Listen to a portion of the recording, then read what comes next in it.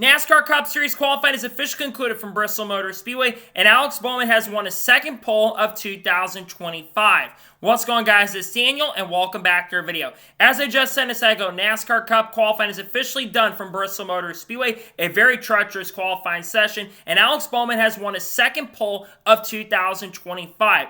This is also the first time in Alex Bowman's career where he's had multiple poles in a NASCAR Cup season. Prior to this year, I think he's had a pole in each of the last 5 seasons, but this is the first time that Bowman has had 2 poles in a single season. Congratulations, Alex Bowman, on having his first season with multiple poles and his second pole of the year. The 4018's been really strong throughout the early portion of the season. Yes, the last couple weeks they haven't had the luck to really show the speed that they've had. We go back to Homestead. Remember how good he was at Homestead. Came very close to winning there. He also, remember, he's gone back-to-back on poles as well at Bristol, because remember, he won the pole for the fall Bristol race as well. So it seems like he knows how to get around Bristol Motor Speedway. He was very fast in the spring and fall races as well. So massive congratulations to Bowman. He's had, again, really solid pace and really strong speed in the early portion of 2025. I love the speed that Bowman has been showing early in the season and continues to have a really strong run in 2025 with the speed that he's shown. And I think he's got a really good shot and opportunity today, not today, but tomorrow, to get a shot and opportunity to go to victory lane. So we're going to see if the speed can continue for Alex Bowman, but congratulations once again to him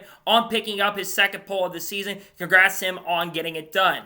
So now we're going to take a look at the top starters and top qualifiers in qualifying, talk about reactions from a wild qualifying session. So Alex Bowman wins the pole. Ricky Stenhouse Jr. qualifies second. He was the fastest in practice early today. He wasn't as good on the long run, but he had a really good short run car. And Stenhouse starting on the front row is impressive. This is the first time in his career where he started on the front row at Bristol Motor Speedway. This is a track where Stenhouse has honestly been really good at. So I expected Stenhouse to be an underdog this weekend because he's been qualifying not great, but he's been finishing a lot better. He looks to get his first win of 2025 and his 5th career Cup Series win. Congrats, Stenhouse, starting on the front row. That's impressive. Kyle Larson qualifies third. He's looking to win the Xfinity Series race at Bristol later today as well after winning the pole for that race, which is coming up shortly. But man, Kyle Larson hasn't had a lot of good qualifying runs this year. He's usually been really good in the races, but he hasn't had a really good average starting position. Today he qualifies really well. Remember, he dominated the race last time we were here. He'll be starting third. Good job for Kyle Larson. Denny Hamlin qualifies fourth. Continues to build the momentum. Back-to-back wins coming into this weekend. He also won the spring race last year with the tire issues we've seen today in practice. He's going to have a really good opportunity here to get the win tomorrow. He'll be starting fourth. Fantastic job for Denny Hamlin.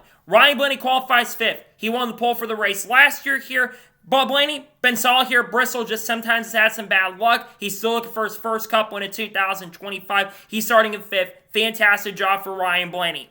Ty Gibbs qualifies sixth. Continues to turn the corner. The last couple weeks we've been seeing a big turn of momentum for Ty. He's been qualifying a lot better. This is the 4th straight race where he's qualified inside the top 15. This is his first top 10 starting spot of 2025. After a terrible start to the year, this team is really turning the corner. Great job for Ty. He'll be starting in 6th tomorrow in the race. Good speed from the 54 team.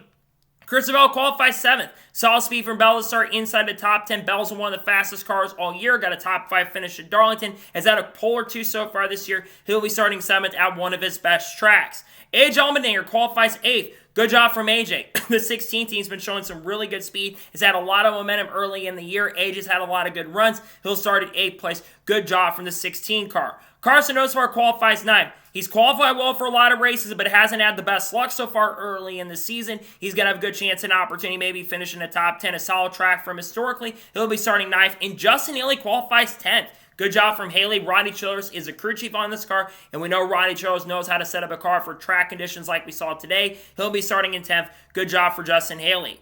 Josh Berry qualified 11th. Qualified in the front row last year. Barry's known for being good at tire management, so he could definitely be a factor in the race tomorrow. He'll be starting a decent position in 11th place. Not a bad lap for him. Ty Dillon qualifies 10th. Continues to run really well this season. He's been very impressive in the early portion of 2025. I like the speed I've seen from the 10 car early in the year. He'll be starting in 12th. Michael McDowell qualified 13th. Not a bad lap for McDowell. Chase Briscoe qualified 14th. I thought that lap was going to drop him really far back with all the treacherous conditions we saw in the second half of qualifying. He still qualifies in the top 15. Kyle Busch qualifies 15th. Kyle Busch spun out during qualifying and still got himself a top 15 starting spot. And the good news, the car wasn't damaged enough for it to be a major issue. He'll have to be down a set of tires, unfortunately, but still not a bad lap for Kyle, but it definitely could have been better. Not Ricky Stenhouse Jr. Brad Keselowski qualifies 16th. Decent lap for Brad. Brad's had an up and down and really had a disastrous run in the early portion of the season. This is a type of track where he can definitely turn it around, though, with him being historically really good at this track. He'll start 16th.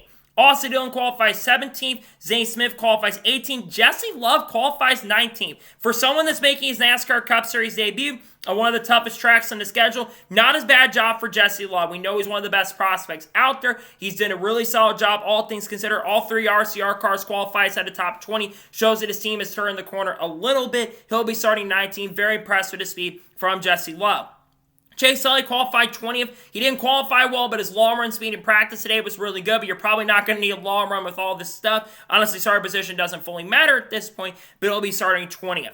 Austin qualified 21st. Bubba Wallace qualified 22nd. I think that's the worst Bubba has qualified outside of the super speedways this year. I do think he'll have a better car than where he qualified today. Just didn't get the best lap. He'll start 22nd. Daniel Suarez qualified 23rd. Chris Buescher qualifies 24th. Riley Hurts qualifies in 25th. William Byron starting really far back in 26th. Really surprised of how good he's been qualified. He'll be starting almost outside the top 30. Tyler Reddick, another driver who's struggling to qualify today. He'll be starting in 27th. Eric Jones qualifies 28th. Ryan Preece qualifies 29th. And Todd Gillen qualifies in 30th.